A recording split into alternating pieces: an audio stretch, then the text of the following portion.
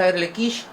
Менә җыелдык яхшы, бик безгә яхшы була. Менә жаңа җегетләр, жаңа кызлар монда беренче тапкыр. Да. Штаб турында каян белдегез? Соцсети? Ясно. Вот. Безнең инде шул штаб менә сораулар, барыгыз да танышыгыз, үзара татарча сөйләшегез. Менә сезгә максат үзара татарча сөйләшегез. Якшабы кишләре ул безнең жаңа проект, аңар бер, наверное, 7 ел гына, 6-7 ел. Без яшьләр, якшабы кишләрне җыябыз студентлар, яшьләрне җыябыз диде, студентлар җыябыз. Теге үзара танышсыннар, сөйләшсеннәр, бер институтта укыйлар. Монда инде якташларны күрәләр, менә Нижгарлар бик активный. Һәрбер Нижгар, Пенза, Мордовия, Ульяновск безнең якташлар бар. Телеграмда. Менә шунда керегез, үзара сөйләшегез, шундый группалар бар. Менә мин булдым федеральный Сабантуйда Пензада. Шунда инде менә шул тиңне киделәр миңа кешеләр. Безнең Пенза якташлар бар. Шуңар безне бөтен кеше белә. Значит, безнең Мордовиядә менә тоже булабыз. Анда күп якташлар инде тоже җыела. Ну, менә безнең бүген кунакта Марсель, беләсез дә, баянист тоже менә. Нәрсә без сездән сорарыйк? Сездән сорарыйк лайклар, комментарийлар, соцсети, Instagram ясагыз инде. Анысы безнең кунакта бүген бик таныклы кеше, аны бөтен кеше белә. Менә Путин белән очрашуны карадыгызмы? Соңгы гел очрашуларда кемгәдер сорау бирергә рөхсәт бирәләр, кемгәдер бирмиләр. Менә Андрей Князевка рөхсәт бирәләр, дают разрешение всегда, и лично Владимиру Владимировичу он задает вопросы. Он один из самых ведущих наших, значит, репортеров. Задавайте ему вопросы. Он с корабля на бал только что приехал со Славянского базара. Действительно, 20 с лишним лет езжу на фестиваль, международный фестиваль искусств «Славянский базар» в Витебске. Вы знаете об этом фестивале уже, да? Нет, не смотрели? Но он раньше, ну сейчас тоже показывают его по центральному телеканалу «Россия-1», показывают участников, гостей. Ну, раньше был Киркоров, в свое время Пугачева, иноагент, теперь его называют Галкин, которого я знаю, всего 19 лет. А сейчас, конечно, там поменьше известных людей, ну вот Газманов, а для вас более близко это вот какая-то Кока, знаете такую Коку, да? Сильно потолстевшая Кока, никому, на мой взгляд, не нужна. И Ольга Бузова, она приехала с ногой разбитой, потому что она, как говорится, упала в ванне. И еще приехал Леша Воробьев. Его, наверное, вы знаете. Он и певец хороший, эстрадный, и актер. А вообще на Славянский базар приезжают участники из разных стран, СНГ, и не только СНГ. В этом году из Сербии были, из Мексики, которые участвуют в концертной деятельности. Они там выступают и побеждают. В этом году победила девушка из Италии. И, в общем, Витебск становится такой музыкальной столицей. Но я вот протягивая от Витебска до Казани, в штабе татар, я могу сказать, что последние 2 года в Казани проводится еще более крутой фестиваль, это «Новая волна». И вот те ребята, которые участвовали в этом году на Славянском базаре в Витебске, они, некоторые из них, не все, конечно, поедут вот в конце августа, по-моему, 20 числа. Но я к чему? Я-то езжу, мне просто интересно посмотреть, как меняется Витебск. И вот Витебск с 2002 года, когда я первый раз сюда приехал, изменился очень сильно, больше, чем другие города Беларуси. Именно потому, что приезжают люди, оставляют там свои деньги, имея в виду, оставляя как? Что они берут на эти концерты платные, довольно дорогие, и правительство Беларуси и Минский горисполком не тратят эти деньги на то, чтобы обустроить, как вот в Москве каждый год у нас, что у нас делается, да? Плитку кладут. Вот. Этого не делается, а делаются более полезные вещи, как для развития города. И в результате Витебск стал одним из красивейших, наверное, 3-м городом в Беларуси, а был он где-то 8-м или 9-м. И вот мне что нравится, когда, понятно, везде есть коррупция, к сожалению, везде есть взяточничество, все, но там это в гораздо меньшей степени. Почему? Потому что хотят показать жителям, а особенно гостям столицы, что вот мы развиваемся, а больших денег, как у Москвы, все равно там нету. И что если бы эти деньги тратились на взятки, на коррупцию, на все остальное, он бы оставался таким же захолустьем, каким он был, когда я первый раз там побывал. А сейчас он стал довольно-таки европеизированным городом. Я не могу сказать, это из тех стран, где я был, это Рига, ну, соседние, я имею в виду, не будем же сравнивать с Англией, предположим, а вот соседняя Латвия, и он стал не хуже Риги. Рига и второй город, где проводилась новая волна, Юрмала. Не хуже Юрмала, скажем так. Ну, там просто нету, естественно, моря. Ну, в Юрмале оно есть, да? Вот. Но я к чему это говорю, что это польза не от того, что там поют. Поют плохо, на мой взгляд, личный. Я имею в виду участники. В основном, конечно, слабые голоса. В основном это с помощью делают эти, как это? Фонограмма? Нет. Ну да, под фонограммы, да, поют. Ну, средненько. Нельзя сказать, что совсем плохо. Есть и сильные голоса. Многие под фонограмму поют, большинство из них. Но вот благодаря этому развивается город. И вот я считаю, что то, что и в Казань, который достаточно развитый и так город, и тоже во многом будет и тоже вкладываться деньги, то, что были в прошлом году. Там, я помню, в Казани какой был, не спартакиада, по-моему, спартакиада молодежная, да, была? Универсиада? Универсиада. Да. После этого сильно тоже он изменился. Вот, но, да, но еще чем славится, и Витебск, это, вот я, поскольку мы находимся в помещении, где много картин, и там Марк Шагал, это великий художник, мировой, с мировым именем, он там жил, родился, но жил он там до начала 30-х годов, потом уехал, больше никогда не возвращался. И вот из Третьяковской галереи привезли лучшую картину. И вот мы с моим фотокором, нам сказали, обязательно посетите. Ну вот приехали концерт смотреть, но мы обязательно пошли, сходили, вот, тем более бесплатно, в отличие от Третьяковской галереи, посмотрели эту картину Шагала. Там милиция у них называется, сидели, смотрели. Вернее, милиция сидела и смотрела, чтобы никто не украл, или скорее никто не попортил. И, значит, там же был Малевич, «Черный квадрат» Малевича многие знают, наверное, как художественное произведение. Вот, он учитель Шагала, и вот тоже он там когда-то жил. Поэтому я к чему рассказываю еще, что вот если будет желание, в июле будущего года, теперь уже через год почти, вот, кто-то, может быть, поехать посмотреть и Витебск, и во время именно этого фестиваля. Ну, у кого есть, конечно, желание, возможности. Но вообще я, конечно, редко сейчас посещаю вот такие эстрадные, больше я кинофестивали. Надеюсь поехать на Золотой Менбар в Казани. Я почти, ну не каждый год, конечно, в прошлом, позапрошлом году было, до этого лет 6 назад. Тоже очень хороший фестиваль, интересный, много фильмов, в том числе Татарстана и Башкортостана. В прошлом году конфликт там был из-за того, что режиссер, я фамилию сейчас не вспомню, снял фильм о Мусе Джали. Он режиссер известный, российский, но живший и в Башкирии, и в Татарии. И там вот пожилые женщины, они, пожилые женщины в любом городе, любой национальности, они немножко скандальные, им все это ничего не нравится, они начали на него бочку катить. Я думаю, бедный режиссер, он моего возраста, то есть не мальчик, но и не дед. По сравнению с ними он, конечно, моложе, на 20. Он им так дал, что эти пожилые женщины аж отпрянули. Они говорят, вот журналисты, я говорю, и напишу, что вы вот такие сяки, я им еще добавил. Вот нельзя женщинам давать много прав. А то, видать, а я говорю, а что, говорю, вы орете тут, говорю, что, мужей похоронили, что ли? Довели до смерти, да? А вот этого режиссера не удастся. Вот, ну и мы хорошо поговорили, конечно, но фильмы очень хорошие вот на этом фестивале международного плана. Вот. Но это я просто говорю, что девочки юные, это они не такие, а вот к старости почему-то женщины становятся странными, начинают чудить, я бы сказал. пресс-секретарь президента Песков, которого я знаю много лет, он меня, ну, он не близко, мы не друзья, ничего, просто я хожу на мероприятия, он меня знает. Он не хотел давать мне слово, а Путин говорит, человеку в маске, мужчине в маске дайте слово.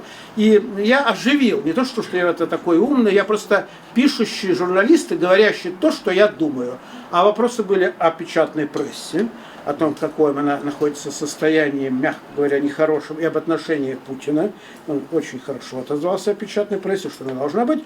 А второе, который вызвал международный резонанс, моя знакомая, подруга детства Гульмира, живущая в Казахстане, много ты напугал весь мир, ладно бы ты Россию напугал. Зачем ты стал говорить о том, что все идет под воду, многие страны? Что мы будем делать? Для многих из нас, для нашей страны много врагов, они же сюда поедут. Что будем делать? На что Путин ответил, надо о доме думать.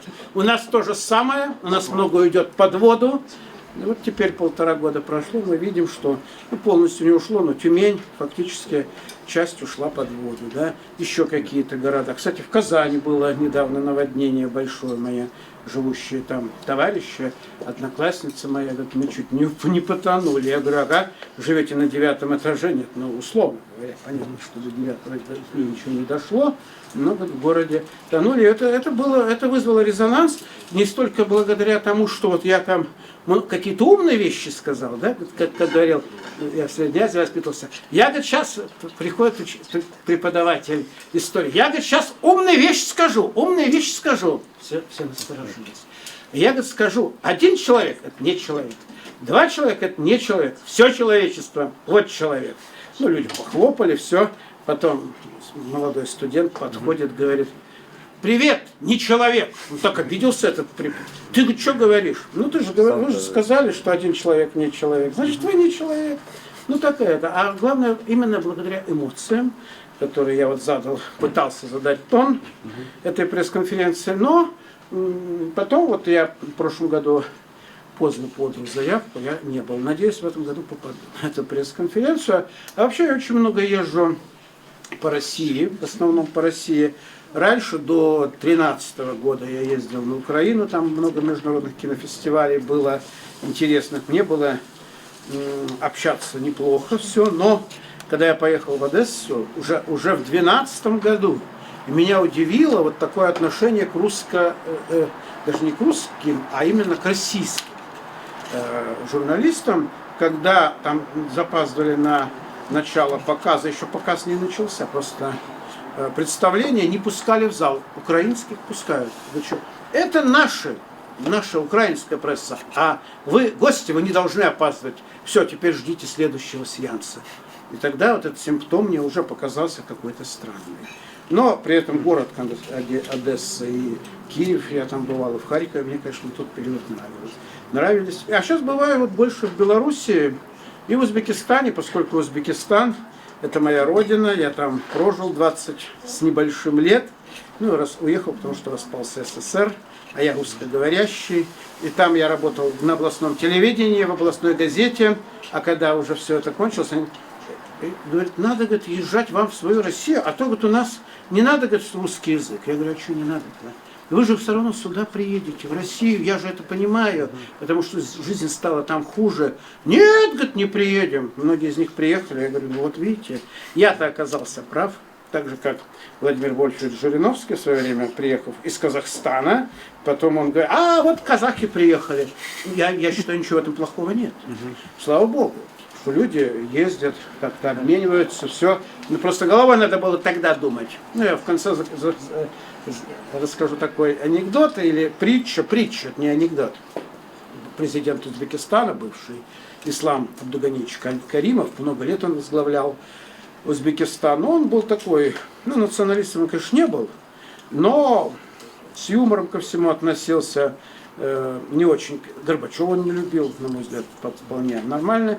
И вот, когда русскоязычные, корейцы, немцы уезжать, он собрал всю свою челядь и говорит, да, говорит, сначала, говорит, уехали умные головы в Германию, в Израиль, золотые головы, потом золотые руки в Россию, на Украину, в Беларусь.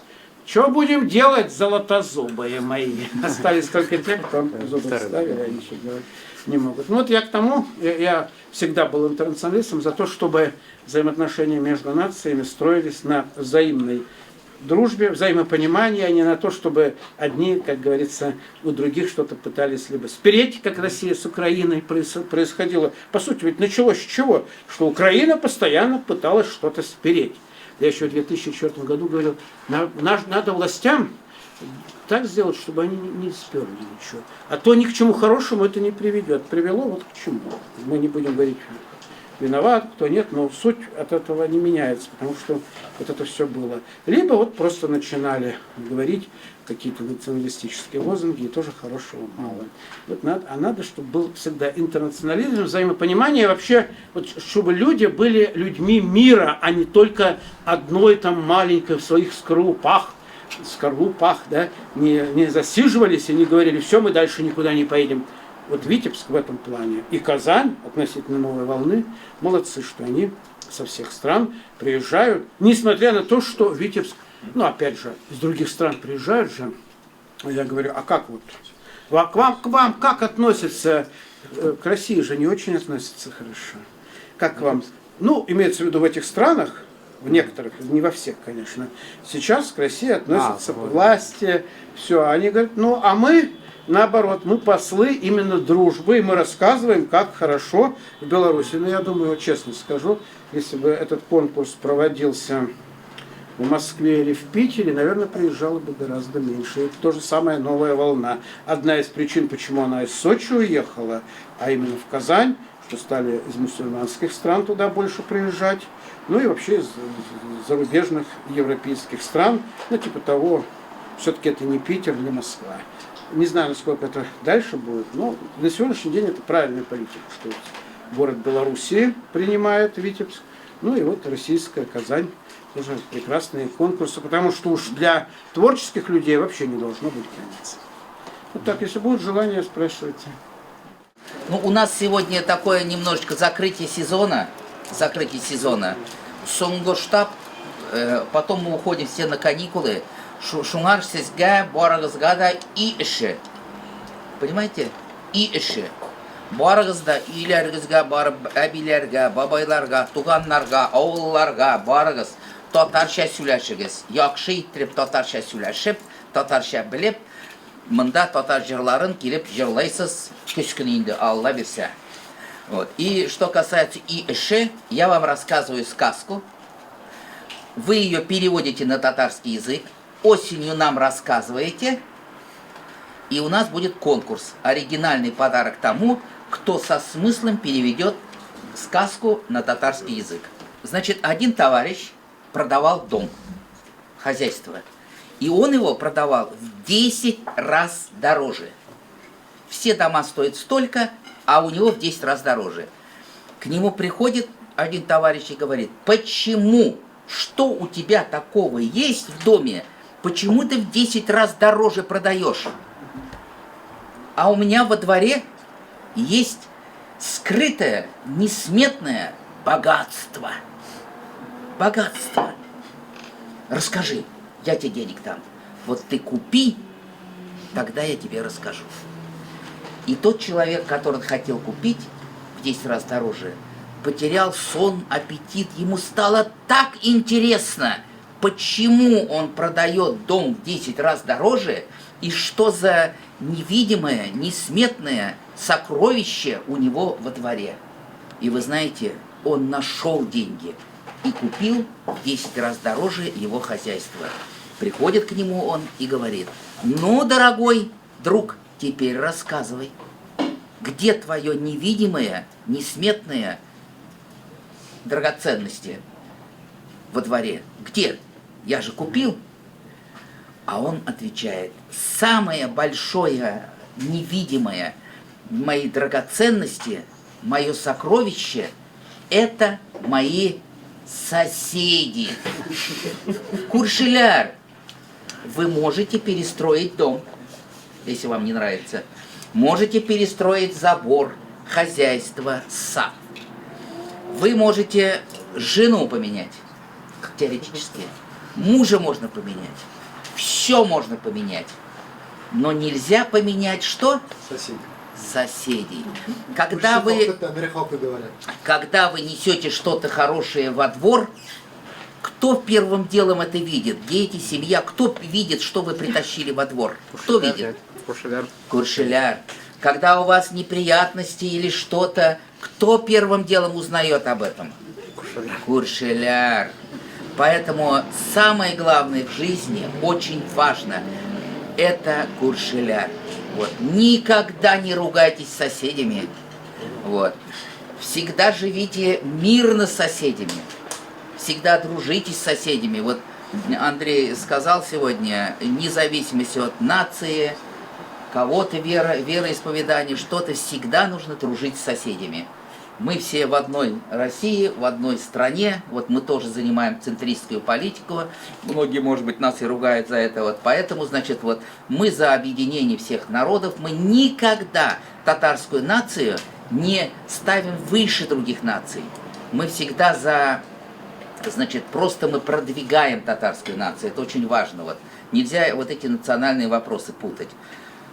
Хорошего вам лета, прекрасного здоровья, значит, набраться татарский язык, подтянуть. И самое главное, переведите на татарский язык сказку «Куршеляр» называется.